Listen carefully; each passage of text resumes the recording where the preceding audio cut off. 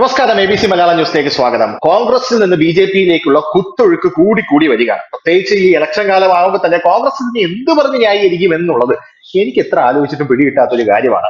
ഇതിനെപ്പറ്റി സംസാരിക്കാൻ ഇന്ന് നമ്മുടെ കൂടെ ബിജു തറയിലാണ്, പ്രമുഖ മാധ്യമ പ്രവർത്തനം ചെയ്യുന്നുണ്ട്. അണ്ണാ, വീണ്ടും വീണ്ടും നമസ്കാരം.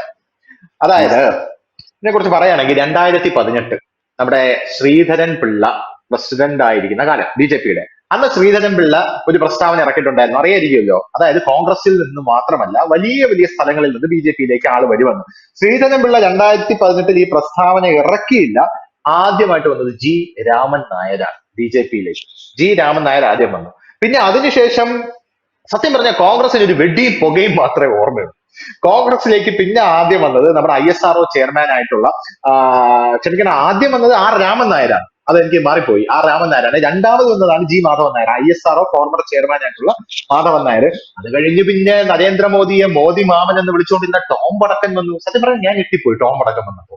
ടോം വടക്കൻ വന്നു, പിന്നെ AP അബ്ദുള്ളക്കുട്ടി വന്നു, നമ്മുടെ AK ആന്റണിയുടെ മകനായിട്ടുള്ള പുള്ളിക്കാരൻ വന്നു. അത് കഴിഞ്ഞ് ഇപ്പൊ വന്നുകൊണ്ടേയിരിക്കുകയാണ്. ഇന്നിതാ വന്ന് ഏറ്റവും അവസാനം പത്മിനി തോമസ് വന്നു, തമ്പാനൂർ സതീഷ് വന്നു. അപ്പൊ ഇവിടെയൊക്കെ വരുമ്പോ നമ്മുടെ കോൺഗ്രസ്സുകാർ പറയുന്ന ഒരു പ്രധാനപ്പെട്ട സംഭവം എന്ന് പറയുന്നത് ഇവരൊക്കെ വേസ്റ്റുകളാണ്, കോൺഗ്രസിൽ വേസ്റ്റുകളായിരുന്നു, ഇങ്ങനെ ഒരാളുള്ളതായിട്ട് നമുക്ക് അറിയത്ത് പോലുമില്ല എന്നൊക്കെയുള്ള പ്രസ്താവനകൾ ഇറക്കുന്നുണ്ട്. CPM-ന്റെ വേറൊരു സ്റ്റൈലാണ്. കാരണം CPM-ന്റെ DYFI നേതാവ് ഒരു പെണ്ണിനെ പീഡിപ്പിച്ചു കഴിഞ്ഞാൽ അവനെ 6 മാസം മുമ്പേ പുറത്താക്കിയതാണ്, നമുക്ക് വേണമെങ്കിൽ 1 വർഷം മുമ്പേ പുറത്താക്കാം എന്നുള്ളൊരു ലൈൻ അവരെടുക്കുമല്ലോ. അപ്പൊ അതുപോലെ ഇവരൊക്കെ ഞങ്ങൾ പണ്ടേ പുറത്താക്കിയതാണ്, അല്ലെങ്കിൽ ഇവരൊക്കെ വേസ്റ്റുകളാണ് എന്നിവർ പറഞ്ഞു പരത്തും. അപ്പോ സത്യത്തിൽ ഇവർ വേസ്റ്റുകളാണോ? ഒരു തരത്തില് ഈ കോൺഗ്രസ്സുകാരോട് നമുക്ക് ഒരു വലിയ ബഹുമാനം തോന്നുന്നു. കാരണം ഈ പോയവരൊക്കെ CPM-ൽ നിന്നാണ് പോയിരുന്നെങ്കിൽ ഇവരുടെ ആദ്യം പറയുന്നവർക്ക് ഒരു 10 പെണ്ണ് കേസും പീഡന കേസും എല്ലാം ഇവരുടെ തലയ്ക്ക് വെച്ചു കൊടുക്കാം. പക്ഷെ ഇത് മാത്രമേ പറയുന്നത്, കഞ്ചാവ് കേസൊക്കെ വെച്ചു കൊടുക്കും. പക്ഷെ ഇതിപ്പോൾ ഇവര് പറയുന്നത് ഇവര് വേസ്റ്റ് ആണ് എന്നാണ് പറയുന്നത്. ഒരുപക്ഷെ അവരെ സംബന്ധിച്ച്, കോൺഗ്രസിനെ സംബന്ധിച്ച് അവർ വേസ്റ്റ് ആയിരിക്കാം. പക്ഷെ അവർ എന്നു മുതലാണ് വേസ്റ്റ് ആയതെന്ന് ഓരോ കോൺഗ്രസ്സുകാരും ചിന്തിച്ച് നോക്കേണ്ടതായിട്ടുണ്ട്. കാരണം ഇപ്പോൾ തമ്പാനൂർ സതീഷൊക്കെ 90-കളിൽ KSU കെട്ടിപ്പടുക്കാൻ അദ്ദേഹം സഹിച്ച ഒരു ത്യാഗമുണ്ട്. ഇതൊക്കെ അതിന്റെ മുകളിലാണ് ഇന്ന് ഈ KSU-കാരൊക്കെ നിൽക്കുന്നതെന്ന് കൂടെ ഓർക്കണം. ഏതായാലും അതവിടെ നിൽക്കട്ടെ. BJP സംബന്ധിച്ചിട്ട് അവരെ സംബന്ധിച്ച് ഇതൊരു വേസ്റ്റ് അല്ല, ഒരു ചവറുമല്ല. പിന്നെ BJP-യിൽ ഈ തമ്പാനൂർ സതീഷിനെ കുറിച്ചൊക്കെ നമ്മൾ പറയണമെങ്കിൽ ലീഡർ K. കരുണാകരന്റെ അറ്റ കൈയായിരുന്നു തമ്പാനൂർ സതീഷ് എന്നൊക്കെ പറയുന്ന പോലെ. അതിന് സന്തത സഹചാരിയായിരുന്നു, DCC ജനറൽ സെക്രട്ടറി ആയിരുന്നു. ഇത്രയൊക്കെ വലിയ വലിയ പദവികൾ വഹിച്ചിരുന്ന ഒരു വ്യക്തിയെ ഒറ്റയടിക്ക് നീ വെറും വേസ്റ്റ് ആണ് എന്ന് പറഞ്ഞ് എടുത്ത് കളയുന്ന നമ്മുടെ ഷമാ മുഹമ്മദിന് K. സുധാകരൻ പറഞ്ഞു കൊടുത്ത ഒരു മറുപടി ഉണ്ടല്ലോ, അവര് പാർട്ടിയിൽ ആരുമല്ല എന്ന് പറയുന്ന, ഇങ്ങനെ പറഞ്ഞു പോയി കഴിഞ്ഞാൽ ഈ പാർട്ടി എത്ര നാൾ സർവൈവ് ചെയ്യും? അത് ശരിക്കും അവര് പറയുന്നതല്ല. എന്തായാലും അവർ പോയി, ഓൾറെഡി പോയി. ഇനി അവർ ഒരിക്കലും തിരിച്ചു വരില്ല. ഈ പാർട്ടിയിൽ നിന്ന് BJP-യിലേക്കോ മറ്റുള്ള പാർട്ടിയിലേക്കോ പോയവരാരും തിരിച്ചു വരില്ല. അപ്പോൾ നമ്മൾ സ്വാഭാവികമായി പോയവരെ കുറിച്ച് കൂടുതൽ പറയാറില്ല. പോയവരെ നമ്മൾ മാക്സിമം ഇകഴ്ത്തി കാണിക്കുക എന്നുള്ളത് ഒരു രാഷ്ട്രീയത്തിന്റെ ഒരു പോളിസി മാത്രമാണ്. ഇപ്പോൾ BJP ചെയ്യുന്നത് സ്വാഭാവികമായിട്ട് ഇപ്പൊ ഒരു സംശയം പൊതുജനത്തിനുണ്ടാകും, ഈ വേസ്റ്റുകൾ എന്തിനാണ് BJP സ്വീകരിക്കുന്നത്. പക്ഷെ വേസ്റ്റ് അല്ല BJP സംബന്ധിച്ച്. കാരണം BJP അവരുടെ പ്ലാൻ നല്ല ഭംഗിയായി തന്നെ നടപ്പാക്കും. കാരണം ഇത് കേരളത്തിൽ ആദ്യമായിട്ടല്ല, കേരളത്തിൽ മാത്രമല്ല നടപ്പാക്കുന്നത്, നോർത്ത് ഇന്ത്യയിൽ ഇതേ സിസ്റ്റത്തിലാണ്. ഒരു സംസ്ഥാനത്തേക്ക് അവർ ചെല്ലുന്നു, അവർക്ക് കടന്നു കയറാൻ പറ്റാത്തൊരു സംസ്ഥാനമാണെങ്കിൽ അവിടെ നിന്നിട്ട് അവിടുത്തെ പാർട്ടിയുടെ അവരാദ്യം നോക്കുന്നത് അവിടെ ഏതാണോ ദുർബലമായിക്കൊണ്ടിരിക്കുന്ന പ്രബല പാർട്ടി. ഇപ്പൊ കേരളത്തിലേക്ക് വരുമ്പോൾ അവർ ലക്ഷ്യം വെക്കുന്നത് CPM-നെ അല്ല, കോൺഗ്രസിനെ തന്നെയാണ്. കാരണം CPM ഒരു തവണ കൂടെ അധികാരത്തിൽ കയറണമെന്ന് ആഗ്രഹിക്കുന്നവരാണ് 99% BJP-ക്കാർ. കാരണം അവരുടെ ഒരു ലക്ഷ്യം എന്ന് പറഞ്ഞാൽ അവരുടെ ഒരു പൊതു ശത്രു, അല്ലെങ്കിൽ അവരുടെ മെയിൻ ശത്രു എന്ന് പറയുന്നത് കോൺഗ്രസ് തന്നെയാണ് ദേശീയ അടിസ്ഥാനം. കാരണം കോൺഗ്രസിന്റെ സീറ്റ് കുറയ്ക്കുക, കോൺഗ്രസ് ദുർബലപ്പെടുത്തുക. കാരണം CPM അവരുടെ ടാർഗറ്റിലോ റഡാറിലോ പെടാത്ത ഒരു ചെറിയ സാധനം മാത്രം. കാരണം അവർക്ക് ഏത് നിമിഷവും തകർത്ത് കളയാൻ പറ്റുന്ന ഒന്ന് മാത്രമാണ് CPM-നെ സംബന്ധിച്ച് പറയണമെങ്കിൽ ഈ സ്റ്റേറ്റ് പൊളിറ്റിക്സിൽ BJP ഒരു കാര്യവുമില്ല. അതൊരു CPM BJP ഒരു സാധനമേ ഇല്ല. കോൺഗ്രസ് ആണ് ഇത് മെയിൻ. അപ്പൊ കോൺഗ്രസിന്റെ അടിവേര് അല്ലെങ്കിൽ അടിത്തട്ടിലുള്ള ചെറിയ ചെറിയ ചെറിയ കല്ലുകളാണ് ഇവർ ഈ പെറുക്കി മാറ്റിക്കൊണ്ടിരിക്കുന്നത്. ഇപ്പൊ വേസ്റ്റ് എന്ന് പറയുന്നു, ഈ തമ്പാനൂർ സതീഷിനെ നമുക്ക് എടുക്കാം.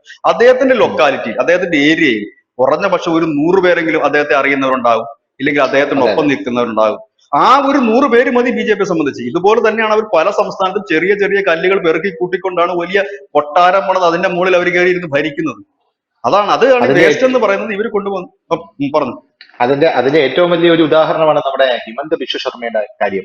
ഹിമന്ത് ബിശ്വ ശർമ്മ, അതെ, ഹിമന്ത് ബിശ്വ ശർമ്മ ആസാമില് നോർത്ത് ഈസ്റ്റ് എന്ന് പറയുന്ന സംസ്ഥാനത്തേക്ക്, ആ ഒരു പ്രദേശത്തേക്ക് BJP-ക്ക് കടന്നു കയറാൻ പോലും യാതൊരുവിധ സാധ്യതയില്ലായിരുന്ന സമയത്ത് ഹിമന്ത് ബിശ്വ ശർമ്മ എന്ന് ഇവര് അന്ന് പറഞ്ഞുള്ള ഒരു വേസ്റ്റ്, ഇന്ന് ഹിമന്ത് ബിശ്വ ശർമ്മ വേസ്റ്റ് അല്ല കേട്ടോ.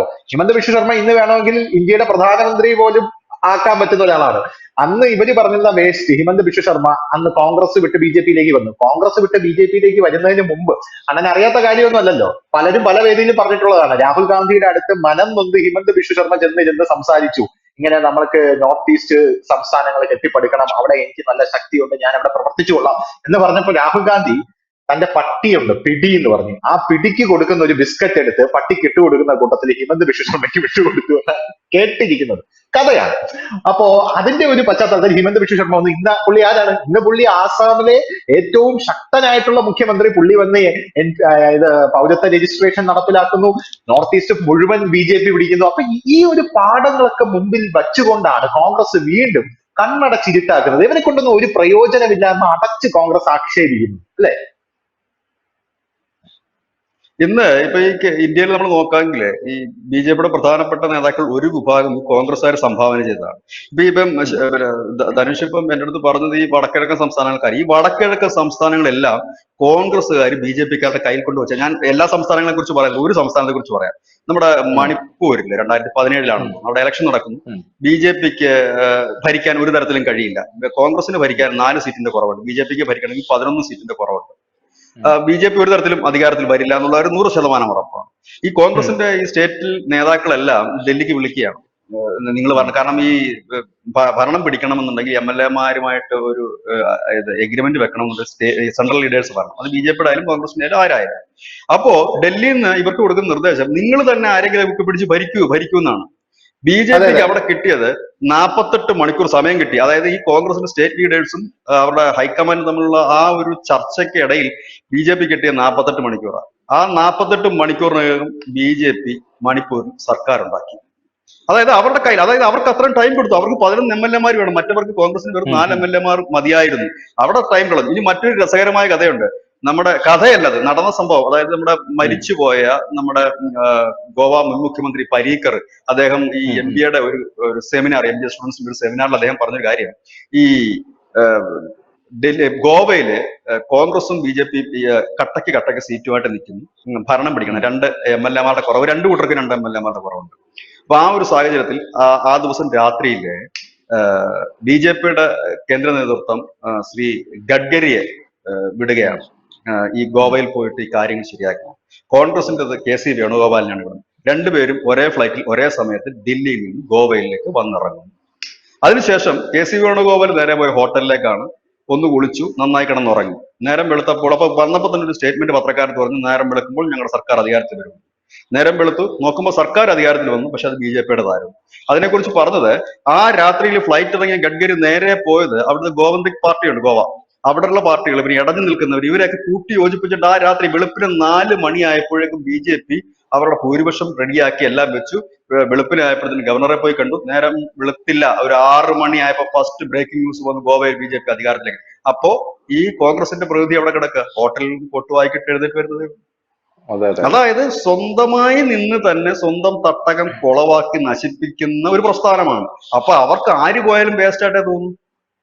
അത് അതിനകത്ത് ഈ വേസ്റ്റുകളെ പറഞ്ഞു. അല്ല, ഇതില് ഞാൻ ചോദിച്ചത് ഇവരെ പൊക്കിയത് കൊണ്ട് ബി ജെ പിക്ക് എന്ത് പ്രയോജനം എന്നുള്ളൊരു കാര്യം ചോദിച്ചു. അപ്പൊ അതിന് മറുപടി പറഞ്ഞു. പക്ഷെ ഇതിൽ എന്റെ ഒരു നിഗമനം എന്ന് പറയുന്നത്, ഈ കോൺഗ്രസ്സുകാർ കണ്ണടച്ച് ഇരുട്ടാക്കുന്നതാണോ എന്ന് ഞാൻ ചോദിച്ചല്ലോ.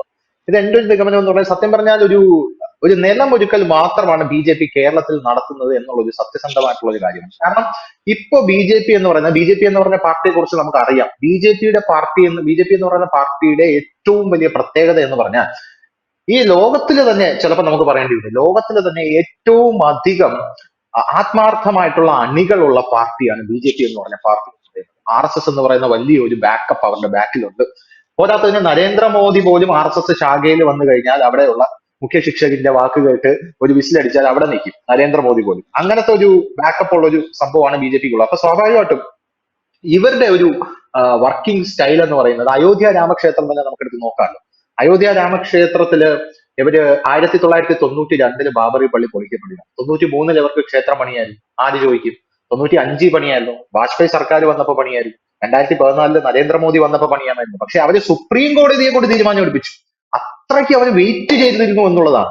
കശ്മീർ വിഷയം നമുക്കറിയാലോ, അത് അണ്ണൻ തന്നെ ഞാൻ പറയുന്നത് കേട്ടിട്ടുണ്ട്. അതായത് കശ്മീരിൽ PDP ആയിട്ട് അവർ സഖ്യം ഉണ്ടാക്കി. അപ്പൊ ഒരുപാട് പേര് വിമർശിച്ചു, എന്തിനാണ് PDP എന്ന് പറയുന്ന വർഗീയ പാർട്ടിയോട് സഖ്യം ഉണ്ടാക്കുന്നത്. പക്ഷെ അവർ സഖ്യമുണ്ടാക്കിയതിന്റെ പിന്നിലെ പ്രധാനപ്പെട്ട ലക്ഷ്യം എന്ന് പറയുന്നത് അവർ വെയിറ്റ് ചെയ്തു. സഖ്യമുണ്ടാക്കി അവർ കശ്മീരിന്റെ മുക്കും മൂലയും അറിഞ്ഞ ശേഷം കശ്മീരിലെ ആർട്ടിക്കിൾ 370 അവർ പിൻവലിക്കുകയാണ് ചെയ്തത്. അവിടെയുള്ള സകല ആൾക്കാരെയും വീട്ടു തടങ്കലിലാക്കി, അത് പിൻവലിച്ച് ഇപ്പൊ കശ്മീർ ശുദ്ധമാക്കി.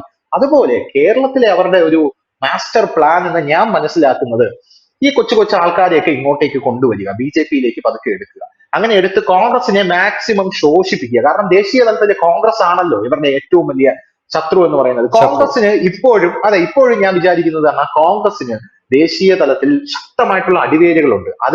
അതിന്റെ ആശയധാരയ്ക്കൊന്നും സംഭവിച്ചിട്ടില്ല. പക്ഷെ അതിന് നേതാക്കളില്ല എന്നുള്ളത് മാത്രമാണ് അതിന്റെ പ്രധാനപ്പെട്ട പ്രശ്നം എന്ന് പറയുന്നത്. ആത്മാർത്ഥമായിട്ടുള്ള നേതാക്കളില്ല. അണികളും കാര്യങ്ങളൊക്കെ ഉണ്ട് കോൺഗ്രസിന്. പക്ഷേ അങ്ങനെയുള്ള കോൺഗ്രസ് നാളെയും കുറച്ച് വെള്ളം അതിന്റെ മൂട്ടിൽ ഒഴിച്ചു കൊടുത്താൽ വേരുകൾ വളരെ ഡീപ്പായി പോയിരിക്കുന്നത് കൊണ്ട് വളർന്നു വരാം, വീണ്ടും തളർത്തു വരാം. അപ്പൊ ആ കോൺഗ്രസിനെ ശോഷിപ്പിക്കുക എന്നുള്ളതാണ് BJP-യുടെ പ്രധാനപ്പെട്ട ലക്ഷ്യം എന്ന് പറയുന്നത്. ചെറിയ ചെറിയ ആളുകൾ, ഇപ്പൊ പത്മജയെ പോലെയുള്ള ആൾക്കാരെ ഇങ്ങോട്ട് എടുക്കുമ്പോഴും ടോം വടക്കനെ പോലെയുള്ള ആൾക്കാരെ ഇങ്ങോട്ട് എടുക്കുമ്പോഴും പ്രധാനപ്പെട്ട ഒരു പ്രശ്നം എന്ന് പറഞ്ഞാൽ ടോം വടക്കൻ പോയാൽ ഒരു അണി പോലും പോകില്ല എന്ന് പല ആൾക്കാരും പറയുന്നുണ്ട്. പക്ഷെ നമ്മൾ ആലോചിക്കേണ്ട പ്രധാനപ്പെട്ട ഒരു കാര്യം, ടോം വടക്കൻ സോണിയാഗാന്ധിയുടെ മനസാക്ഷി സൂക്ഷിപ്പുകാരനായിരുന്നു എന്നുള്ളതാണ്. ടോം വടക്കൻ സോണിയാഗാന്ധിയുടെ സകല രഹസ്യവും അറിയാനുള്ള ഒരാളാണ്. കോൺഗ്രസിന്റെ സാമ്പത്തിക സ്രോതസ്, കോൺഗ്രസിന് എവിടെ നിന്ന് പൈസ വരുന്നു, എവിടേക്ക് പൈസ പോകുന്നു, ഏതൊക്കെ NGOs കോൺഗ്രസ് റൺ ചെയ്യുന്നു, ഏതൊക്കെ ചാരിറ്റി സംഘടനകൾ കോൺഗ്രസ് നടത്തുന്നു, ഇങ്ങനെയുള്ള സകല കാര്യങ്ങളും കോൺഗ്രസിന്റെ ബേസ്മെന്റ് അടക്കം മാന്താനുള്ള, കോൺഗ്രസിനെ നശിപ്പിച്ച് നാറാണക്കല്ലാക്കാനുള്ള അത്രയും അധികം രഹസ്യങ്ങളുള്ള ആൾക്കാരാണ് ഇങ്ങോട്ടേക്ക് വരുന്നത്. ഇപ്പൊ ഇന്ന് തന്നെ വന്ന നമ്മുടെ തമ്പാനൂർ സതീഷ് എന്ന് പറയുന്ന വ്യക്തി K. കരുണാകരന്റെ സന്തത സഹചാരിയായിരുന്നു. നമ്മുടെ പത്മിനി തോമസ് എന്ന് പറയുന്ന വ്യക്തി 2020 KPCC-യുടെ എന്താ പറയാ KPCC കായിക വേദി പ്രസിഡന്റ് ആയിരുന്നു.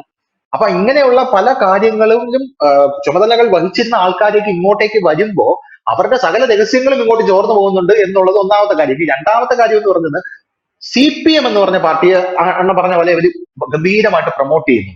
BJP ഗംഭീരമായിട്ട് CPM എന്ന് പറഞ്ഞ പ്രൊമോട്ട് ചെയ്യുന്നുണ്ട്. കാരണം CPM-നെ കുറച്ചുകൂടെ നാൾ കഴിഞ്ഞ് ഈ വളരും തോറും, ഈ ഭരിക്കും തോറും നശിക്കുന്ന ഒരു പാർട്ടിയാണ് CPM എന്ന് മറ്റാരെക്കാളും ഗംഭീരമായിട്ട് അറിയാന്നുള്ള ഒരു സംഘടന BJP ആണ്. കോൺഗ്രസിനെ ശോഷിപ്പിച്ച് നിർത്തിയിട്ട് ഈ പോപ്പുലർ ഫ്രണ്ട് ഒക്കെ നിരോധിക്കുമ്പോൾ, പോപ്പുലർ ഫ്രണ്ട് നിരോധിച്ചു കഴിഞ്ഞാൽ സ്വാഭാവികമായിട്ടും ഈ മുസ്ലിം ഈ പോപ്പുലർ ഫ്രണ്ടിലുള്ള ഈ ഭീകരർ എങ്ങോട്ട് ചേക്കേറും? സ്വാഭാവികമായിട്ടും ഒരു CPM ചേക്കേറും. കാരണം കോൺഗ്രസിനെ നോക്കുമ്പോൾ കോൺഗ്രസിലുള്ള ആൾക്കാർ മുഴുവൻ BJP-യിലേക്ക് പോയിക്കൊണ്ടിരിക്കുകയാണ്.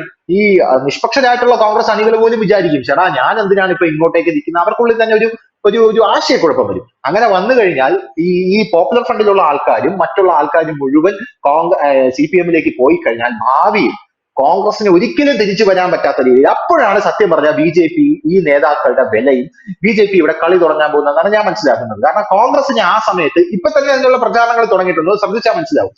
ഇടത് ജിഹാദി ഭീകരത എന്ന് പറഞ്ഞ് നമ്മൾ കോൺഗ്രസിനെ ലേബൽ ചെയ്യുന്നുണ്ട് BJP. ശ്രദ്ധിച്ചാൽ മനസ്സിലാവും. അന്ന് ഇപ്പൊ ആൾക്കാർ അത് ട്രോൾ ചെയ്യുമെങ്കിൽ BJP കാത്തിരിക്കും.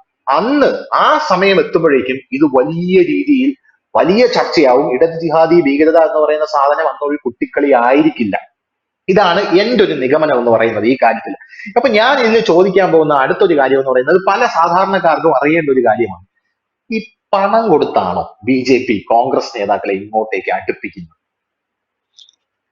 ഇത് ധനുഷ, രണ്ട് കാര്യമുണ്ട്. ഈ കോൺഗ്രസും BJP-യും തമ്മിൽ വലിയ ഒരു വ്യത്യാസം എന്താന്ന് വെച്ചാൽ, ഈ ലോകത്ത് തന്നെ ഏറ്റവും കൂടുതൽ തെരഞ്ഞെടുപ്പിൽ പരാജയപ്പെട്ടിട്ടുള്ള പാർട്ടി എന്ന് പറഞ്ഞാൽ BJP-യാണ്.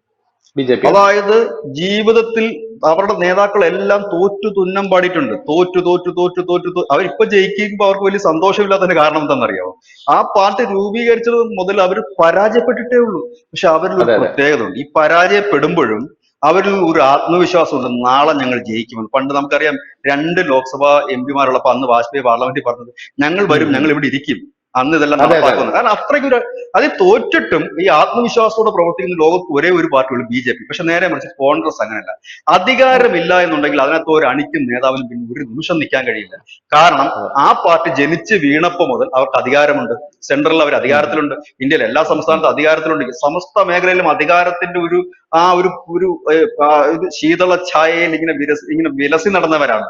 പക്ഷെ BJP അതല്ല. അവർ ജനിച്ച നാൾ മുതൽ പ്രാരാബ്ദവും പരാജയവും ഏറ്റുവാങ്ങിയവരാണ്. അതുകൊണ്ട് ഈ BJP എന്ന് പറയുന്ന പാർട്ടിക്ക് എത്ര നാൾ വേണമെങ്കിലും ഈ വിജയത്തിന് വേണ്ടി കാത്തിരിക്കാൻ കഴിയും. നാളെ അവർ കേരളത്തിൽ തോറ്റുപോയെന്ന് വരാം. എത്ര വർഷം തോറ്റുപോയാലും ആ പാർട്ടി തകരില്ല. അതിന്റെ അണികൾ അങ്ങനെ നിൽക്കും. അവരോട് രാത്രി വിളിച്ച് ചോദിച്ചാൽ അവർ പറയും നാളെ ഞങ്ങൾ കേരളം ഭരിക്കുന്നു. കാരണം അത് അവരുടെ വിശ്വാസമാണ്. ആ വിശ്വാസമാണ് അവരെ ഇന്ന് ഇന്ത്യയിൽ എത്തിച്ചിരിക്കുന്നത്. പക്ഷെ കോൺഗ്രസ് അതല്ല. അധികാരമില്ലെങ്കിൽ ഇല്ല. കേരളത്തിൽ 10 വർഷമായിട്ട് അവർ അധികാരത്തിന് പുറത്താണ്. കേന്ദ്രത്തിൽ അവർക്ക് അധികാരമില്ല. എങ്ങും അധികാരമില്ലാത്ത ഒരു അവസ്ഥ നമുക്കറിയാം. ഈ അടുത്തൊക്കെ അവർ പല കേഡർമാരെയും പോലീസൊക്കെ കൊണ്ടുപോയി കഴിഞ്ഞ് ഇറക്കാൻ പോലും കഴിയാത്ത ഒരു സാഹചര്യമാണ്. അങ്ങനെ എല്ലാ തരത്തിലും പെട്ടിരിക്കുന്ന അവർക്കിനി കേരളത്തിൽ നല്ല ഇന്ത്യയിൽ തന്നെ പലയിടത്തും കോൺഗ്രസ് എന്ന് പറഞ്ഞ് നിൽക്കാൻ കഴിയില്ല. ഈ 2024 തെരഞ്ഞെടുപ്പിന് ശേഷം ഒരു കുത്തൊഴുക്ക് തന്നെ ആയിരിക്കും. BJP സംബന്ധിച്ച് ഇവരെ അക്കോമഡേറ്റ് ചെയ്യാൻ പറ്റുന്ന ഒരു സംവിധാനം ആ പാർട്ടിക്കുണ്ട്. ഇവരെ ഈ കോൺഗ്രസിനെ സംബന്ധിച്ചെന്ന് പറഞ്ഞു കഴിഞ്ഞാൽ ഈ ജംബോ കമ്മിറ്റികളാണെങ്കിൽ BJP ചെയ്യുന്ന വേറൊരു ടെക്നിക്ക്, ഇവർക്ക് ഒരുപാട് സെല്ലുകളുണ്ട്. അതായത് BJPയുടെ ഏറ്റവും ടോപ്പ് എന്ന് പറയുന്നത് യുവമോർച്ച, മഹിളാ മോർച്ച എന്ന് പറയുന്ന മോർച്ചകളാണ്. ആ മോർച്ചകൾ കഴിഞ്ഞിട്ട് BJPയിൽ എത്തുമ്പോഴാണ് ഈ ഒരു പാർട്ടി വർക്കർ പാർട്ടിക്കാരനാകുന്നത്. ഈ മോർച്ച വർക്ക് ചെയ്യുമ്പോൾ ഒരു ഗ്രേഡ് കുറവാണ്. ശ്രദ്ധിച്ചിട്ടുണ്ടോ അറിയില്ല. മോർച്ച ഇവർക്ക് ഈ ഗ്രേഡ് ഉണ്ട്. CPM പോലെ തന്നെയാണ് ഈ BJPയിൽ എത്തിക്കഴിഞ്ഞാൽ, അതായത് ഉദാഹരണം പറഞ്ഞാൽ ഇപ്പൊ മഹിളാ മോർച്ചയുടെ സംസ്ഥാന പ്രസിഡന്റ്, ഈ സംസ്ഥാന പ്രസിഡന്റ് ഒരുപക്ഷെ നാളെ ഏതെങ്കിലും ഒരു ജില്ലയുടെ BJPയുടെ പ്രസിഡന്റ് ആയിക്കഴിഞ്ഞാൽ ആ BJPയുടെ പ്രസിഡന്റിനാണ് വില. മഹിളാ മോർച്ചയുടെ സംസ്ഥാന പ്രസിഡന്റ് അല്ല. ഈ മോർച്ച കൂടാതെ ഇവർക്ക് 1000 സെല്ലുകളുണ്ട്. തൊടുന്നതിനും പിടിക്കുന്നതിനൊക്കെ സെല്ലുകളുണ്ട് ഇവർക്ക്. IT സെല്ല്, മറ്റേ സെല്ല്, മറിച്ച് സെല്ല്, ഒരുപാട് സെല്ലുണ്ട്. അപ്പൊ ഇവരെല്ലായിടത്തും ഇവർക്ക് അക്കോമഡേറ്റ് ചെയ്യാൻ പറ്റും. കുറച്ചുകൂടെ നല്ല ആൾക്കാരെ ആണെങ്കിലാണ്, കുറച്ചുകൂടെ പവർഫുൾ ആയിട്ടുള്ള ജനകീയരായ കോൺഗ്രസ് നേതാക്കൾ ഉണ്ടെങ്കിൽ ഇവർക്ക് ഒരുപാട് ബോർഡുകളുണ്ട്. 54 ബോർഡ് കേരളത്തിൽ തന്നെ ഉണ്ട്. ഈ ബോർഡുകൾ എവിടെയെങ്കിലുമൊക്കെ അക്കോമഡേറ്റ് ചെയ്യാൻ പറ്റും. അങ്ങനെ ഒരുപാട് സംവിധാനങ്ങൾ ഇവർക്ക് നിലവിലുണ്ട്. അപ്പൊ അതുകൊണ്ട് തന്നെ ഈ വരുന്നവർക്ക് വലിയ വിഷമിക്കേണ്ട കാര്യമില്ല. പിന്നെ കുറച്ചുകൂടെ ഒരു അടുക്കും ചിട്ടയോട് പ്രവർത്തിക്കണമെന്ന് മാത്രമേ ഉള്ളൂ. കാരണം അവരുടെ BJPയുടെ ഒരു കേഡർ സ്വഭാവത്തിനനുസരിച്ച് പ്രവർത്തിക്കണമെന്ന് മാത്രമേ ഉള്ളൂ.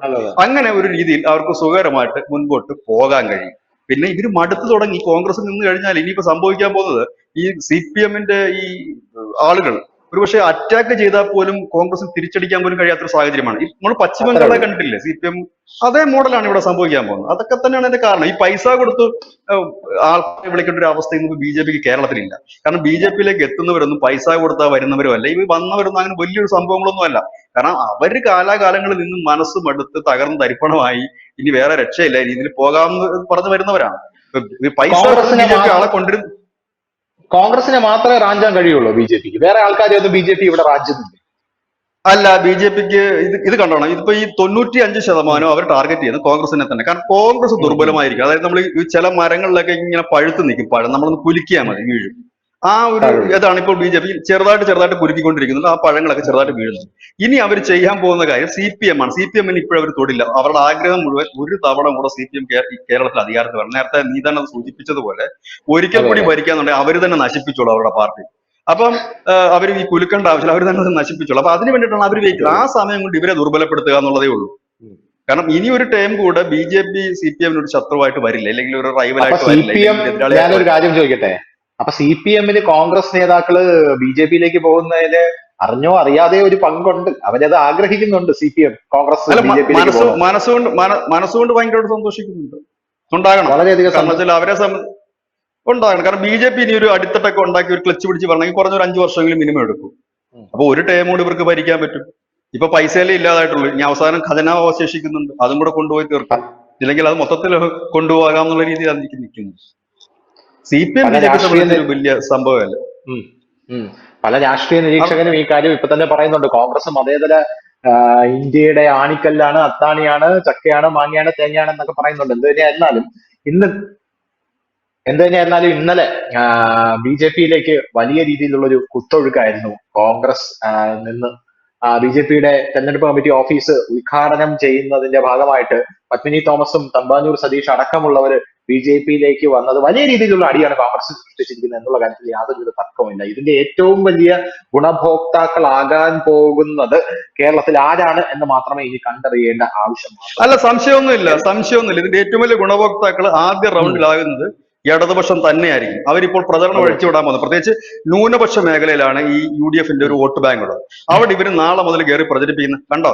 ഇവരെപ്പോഴാ BJP ആകുമെന്ന് നമുക്ക് പറയാൻ പറ്റത്തില്ല. ഇന്നത്തെ കോൺഗ്രസ്, നാളത്തെ BJP. ഇത് പറഞ്ഞുകൊണ്ട് ന്യൂനപക്ഷങ്ങൾക്കിടയിൽ ഭീതി സൃഷ്ടിച്ചുകൊണ്ട് ആ ഒരു വോട്ട് ബാങ്ക് മുഴുവൻ ആദ്യം കൊണ്ടുപോകുന്നത് LDF തന്നെ ആയിരിക്കും. BJPക്ക് ഇതുകൊണ്ട് പ്രത്യക്ഷത്തിൽ ഇപ്പോൾ നിലവിൽ യാതൊരു ഗുണവും ഉണ്ടാകില്ല. പക്ഷേ ഈ ലോക്സഭാ തെരഞ്ഞെടുപ്പ് കഴിയുമ്പോഴത്തേക്ക് വലിയ രീതിയിൽ കോൺഗ്രസിന്റെ ഒഴുക്ക് BJPയിലേക്ക് ഉണ്ടാകും. കാലാകാലങ്ങളിൽ ഇപ്പോഴുള്ള കോൺഗ്രസ്സുകാർ നാളത്തെ BJPക്കാരായി മാറി, യാതൊരു ഡൗട്ടും ഇല്ല. അങ്ങനെ BJP കേരളത്തിലെ ഒരു പ്രധാന പ്രതിപക്ഷ പാർട്ടിയായി മാറും. ഇപ്പൊ ഈ ലീഗ് നേരെ CPM-ലേക്ക് പോകും. എന്നോടുകൂടി തന്നെ CPM-ന്റെ കാര്യത്തിൽ ഒരു തീരുമാനമായി കിട്ടും. അപ്പൊ ബാക്കിയുള്ളവരെ സംഘടിപ്പിച്ചിട്ട് ഭാവിയിൽ BJP വേഴ്സസ് CPM എന്നുള്ള രീതിയിലേക്ക് കാര്യങ്ങൾ മുമ്പോട്ട്. കോൺഗ്രസ് ഇല്ലെന്നല്ല, കോൺഗ്രസ് ഉണ്ടാകും. അത്രയും. എന്തായാലും കോൺഗ്രസ് ഭാവിയിൽ ഉണ്ടാകുമോ ഇല്ലയോ എന്നൊക്കെ നമ്മൾ കണ്ടറിയേണ്ട കാഴ്ചയാണ്. കോൺഗ്രസിന്റെ ഈ പ്രവർത്തന രീതിയാണെങ്കിൽ കോൺഗ്രസിന്റെ ഗതി അധോഗതിയാകും എന്നുള്ള കാര്യത്തിൽ കോൺഗ്രസ് നേതാക്കൾക്കും കോൺഗ്രസ് അണികൾക്ക് പോലും യാതൊരുവിധ താല്പര്യമില്ല. കെ സുധാകരനും VD സതീശനും ഭരിച്ച് കോൺഗ്രസിനെ മുടിച്ചുകൊണ്ടിരിക്കുകയാണ്. കൂട്ടത്തിൽ കിടന്ന് ഭരിക്കാനായിട്ട് പല ആൾക്കാർ ശ്രമിക്കുന്നുണ്ട് എന്നുള്ളത് വേറൊരു കാര്യമാണ്. പിന്നെ രാഹുൽ ഗാന്ധിയുടെ കാര്യം നമുക്ക് പറയേ വേണ്ട. നരേന്ദ്രമോദിയെ വളർത്തുന്നതിൽ ഏറ്റവും വലിയ പങ്കുള്ള ഒരു വ്യക്തിയാണ്. രാഹുൽ ഗാന്ധി അവിടെ നിറങ്ങല്ലേ എന്നാണ് സത്യം പറഞ്ഞാൽ BJP പ്രവർത്തകർ ഇപ്പോഴും ആലോചിച്ചുകൊണ്ടിരിക്കുന്നത്. അപ്പോ വേറൊരു ചർച്ചയായിട്ട് അടുത്ത ദിവസം വീണ്ടും. കൂടുതൽ വാർത്തകളും വിശേഷങ്ങളും നിങ്ങളിലേക്ക് എത്താൻ ABC മലയാളം സബ്സ്ക്രൈബ് ചെയ്യുക, ബെൽബട്ടനും അമർത്തുക.